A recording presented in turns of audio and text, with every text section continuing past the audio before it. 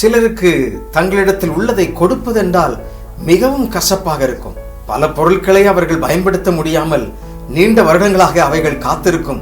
என்னை எப்பொழுது என் எஜமான் பயன்படுத்துவார் என்று சொல்லி. ஆம் பிரியமானவர்களே, சில காரியங்களை கொடுத்து பாருங்கள், அவைகள் உங்களுக்கு பெருக்கத்துக்கு கூட வழி செய்யும். இன்றைக்கு முதலீடு என்பது நாம் முதலில் செய்கின்ற அந்த முதலீடு அது பெருக்கத்திற்கு பின்பாக வழிவகுக்கும். அப்படித்தான் இந்த சிறுவன் 5 அப்பங்களையும் 2 மீனையும் கொடுத்தார். அவனை சும்மா விட்டிருப்பார்களாக? நீங்க யோசித்து பாருங்கள். 5000 பேருக்கு மேலான பேர் சாப்பிட்ட பின்பும் 12 கூடைகள் மிகுதியா எடுத்த பின்பும் அந்த சிறுவனை எப்படி அமுக்கி குறுக்கி சரிந்து விழும்படி அவனுக்கு நிரப்பி அனுப்பியிருப்பார்கள். யோசித்து பாருங்கள். அவனும் சாப்பிட்டு இருப்பான், அவன் மீதியும் எடுத்து போயிருப்பான். ஆம், நீங்கள் கொடுத்து பாருங்கள். உங்களுடைய வாழ்வு மிகப்பெரிய நன்மையை, மிகப்பெரிய ஆசீர்வாதத்தை கொண்டு வரும்.